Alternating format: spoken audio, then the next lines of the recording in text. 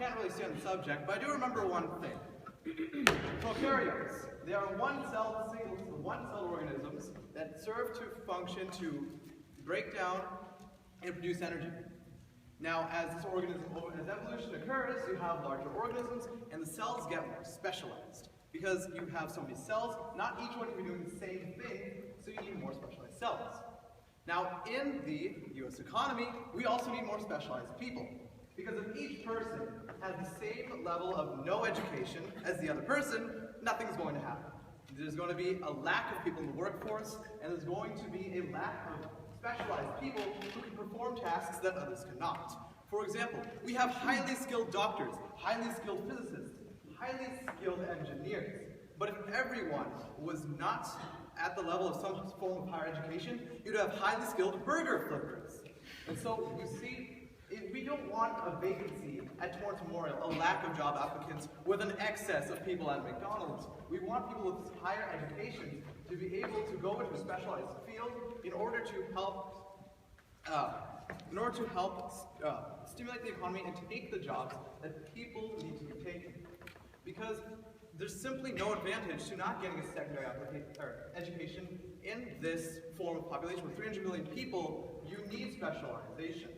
Now, if you look at the happiest places, these are places like Denmark, Norway, Sweden, places that provide free secondary education, places that provide you the opportunity to go to schools that you want to.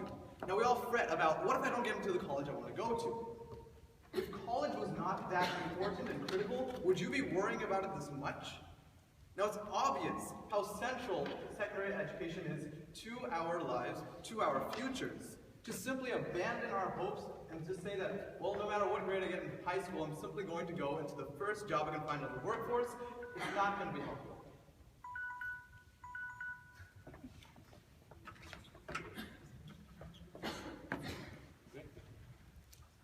Albert Einstein once said, the only source of knowledge is experience. And I think that when we take into account that in today's society, college is just, prices for tuition are just increasing. And we see students coming out of college, potential doctors, potential lawyers, debt-ridden. And essentially, they don't become successful in life. And oftentimes, they actually experience times of depression. That's the unfortunate reality of today, and the reality of secondary education. But let's look to some more successful people. Now, I'm not saying everyone in this room is very successful, but the Fortune 500 CEOs. And out of 500 executive officers, it was found that 35 of them didn't have a college degree. And this didn't even account for those who dropped out of college. Now, for those of you who heard this, you're probably thinking, okay, they're just a minority. But you're not thinking about it in the right way. What you have to realize is that 35 people were able to become the top 500 CEOs in the world without a college education. The other executives didn't even try that, which just shows the possibility of how not having a college education, what experience can do for you. Because whether you're a burger flipper or a doctor, it doesn't matter if you don't have the drive to succeed. You can send the laziest person to the best college and get nothing, and you can send the most hardest working person and not go to college and get a Fortune 500 CEO. And I think that's the reality of today. And that when you weigh work and secondary education, work is experience. Work is able to empower people in today's society, especially considering how secondary college tuitions are increasing. Therefore, I personally believe that in today's society in particular, work is what makes someone successful.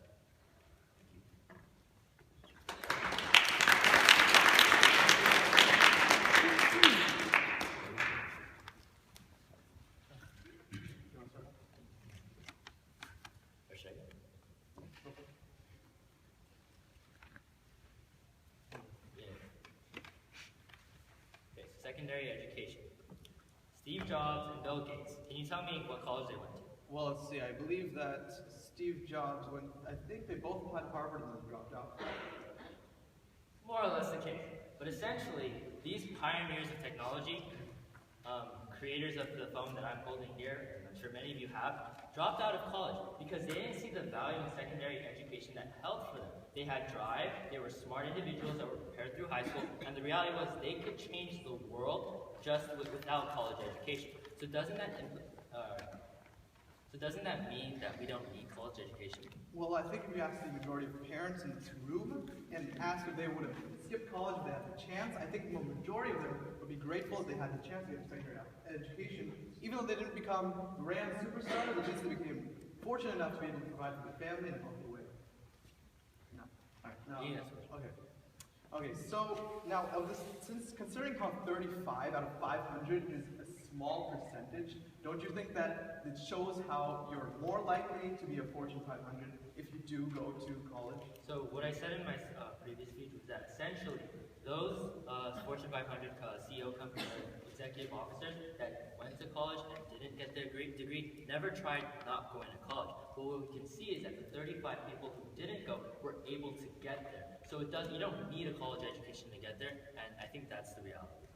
One last question? Yeah, one last question. Okay, so what kind of jobs are people going to get to go straight into the workforce? So the thing about today's workforce is that a lot of it is experience-based. If you haven't interned at a company, if you haven't actually started somewhere, and you come out fresh, even if you're coming out of fresh college, you start at the bottom of the barrel. That's why work is so important. What are those? What is the bottom? What specific? Can you name certain? You'd be filing, making copies,